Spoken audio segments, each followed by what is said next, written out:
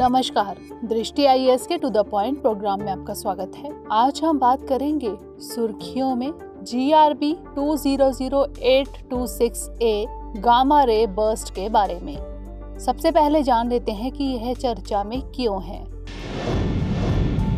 हाल ही में नासा के वैज्ञानिकों ने एक अद्भुत घटना को अपने Fermi gamma ray space telescope के जरिए रिकॉर्ड किया है। इस दौरान वैज्ञानिकों ने अब तक के सबसे छोटे गामा रे बर्स्ट यानी GRB का पता लगाया है। अब जान लेते हैं घटना से संबंधित प्रमुख तथ्यों के बारे में। मरते हुए तारे से अब तक की सबसे कम उच्च ऊर्जा वाले गामा रे बर्स्ट का यह पहला रिकॉर्ड है। इस घटना को GRB 200826A नाम दिया गया है। यह केवल 0.65 सेकंड तक चलने वाला एक अति उच्च विकिरण ऊर्जा वाला तेज विस्फोट था, जो कि हमारे ब्रह्मांड की वर्तमान आयु की लगभग आधी उम्र की गति से पृथ्वी की ओर गति कर रहा था। खगोलविदों के अनुसार इस विस्फोट ने पूरी आकाशगंगा द्वारा एक ही समय में उत्पन्न की गई ऊर्जा से 14 मिलियन गुना अधिक विकिरण उत्सर्जित किया। आइए जान लेते हैं गामा रे बर्स्ट क्या है। गामा रे बर्स्ट यानी GRB ब्रह्मांड में अरबों प्रकाश वर्ष दूर घटित होने वाली शक्तिशाली घटनाओं में से एक है। प्रकाश वर्ष अधिक दूरी की लंबाई को मापने का एक मात्रक है। खगोलविदों ने इस घटना को 2 सेकंड से अधिक या कम समय के मुताबिक लंबे और छोटे GRB के आधार पर बांटा है। समझ लेते हैं लंबे यानी दीर्घ GRB के बारे में। इस दौरान खगोलविद तारे की मृत्यु के समय हुए विस्फोट का लंबे समय तक निरीक्षण करते हैं। जब किसी विशाल तारे का ईंधन समाप्त हो जाता है तो उसका केंद्रीय हिस्सा सिमटने लगता है और वह ब्लैक होल में तब्दील हो जाता है। जैसे ही पदार्थ ब्लैक होल की ओर घूमता है, उसमें से कुछ अंश 2 शक्तिशाली धाराओं यानी जेट के रूप में बाहर की ओर निकल जाते हैं, जो फिर विपरीत दिशाओं में लगभग प्रकाश की गति से बाहर की ओर पलायन करते हैं। खगोलविद GRB को केवल तब ही मार्क कर पाते हैं जब इनमें से एक धारा यानी जेट सीधा पृथ्वी की ओर जाने का संकेत करती है। तारे के भीतर से उत्पन्न हुई प्रत्येक धारा से प्रकाश का उच्चतम ऊर्जा रूप वाला गामा किरणों का एक स्पंदन पैदा होता है, जो कई मिनटों तक चल सकता है।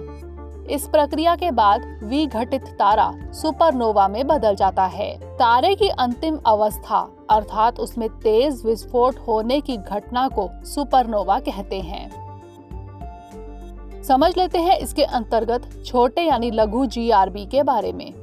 इनका निर्माण तब होता है जब संघटित यानी कॉम्पैक्ट वस्तुओं के जोड़े जैसे न्यूट्रॉन तारे या फिर जो तारे के पतन के दौरान भी बनते हैं, अरबों वर्षों में अंदर की ओर सर्पिल रूप में घूर्णन करते हैं और टकराते हैं। हाल ही में Fermi gamma ray space telescope के अवलोकन से यह भी पता चला है कि हमारे आसपास की आकाश गंगाओं में पृथक सुपरमैग्नेटाइज्ड न्यूट्रॉन तारों से विशाल फ्लेयर्स भी छोटे GRB के रूप में सामने आते रहते हैं।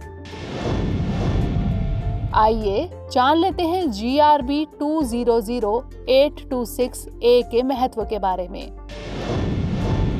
इस खोज ने पहली बार दिखाया कि एक समाप्त होता हुआ तारा भी छोटे विस्फोट कर सकता है और ब्रह्मांड की एक लंबे समय से चली आ रही पहेली को सुलझाने में मदद करता है। Aryabhatta Research Institute of Observational Sciences ने अपने बयान में कहा है कि इस घटना ने गामा किरणों के विस्फोट से संबंधित लंबे समय से चली आ रही समस्याओं को हल करने में मदद की है। आइए जान लेते हैं गामा किरणों के बारे में। ये विद्युत चुंबकीय स्पेक्ट्रम में सबसे छोटी तरंग दैर्ध्य और सबसे अधिक ऊर्जा वाली किरणें होती हैं। ये ब्रह्मांड में सबसे गर्म और सबसे ऊर्जावान वस्तुओं द्वारा निर्मित होती हैं, जैसे न्यूट्रॉन तारे और पल्सार, सुपरनोवा विस्फोट तथा ब्लैक होल के आसपास का क्षेत्र। इनकी तरंग दैर्ध्य लगभग 10⁻⁻10 मीटर से लेकर 10⁻⁻14 से भी कम होती है। पृथ्वी पर गामा तरंगे परमाणु विस्फोटों, बिजली गिरने और रेडियोधर्मी क्षय आदि गतिविधियों से उत्पन्न होती हैं। उच्च आवृत्ति यानी हाई फ्रीक्वेंसी वाला यह विकिरण नाभिकीय अभिक्रियाओं और रेडियोधर्मी नाभिकों द्वारा भी उत्पन्न होता है। ये किरणें चिकित्सा में कैंसर कोशिकाओं को नष्ट करने के लिए भी उपयोग में लाई जाती हैं। अब नोट कर लेते हैं आज का अभ्यास प्रश्न। Aryabhatta Research Institute of Observational Sciences कहाँ स्थित है? A. Uttarakhand Nainital, B. Srinagar Jammu Kashmir, C. New Delhi या फिर डी. उत्तराखंड देहरादून। इसका उत्तर हमें कमेंट सेक्शन में जरूर भेजिएगा। अगले सेशन में किसी नए टॉपिक के साथ मिलेंगे। तब तक के लिए धन्यवाद।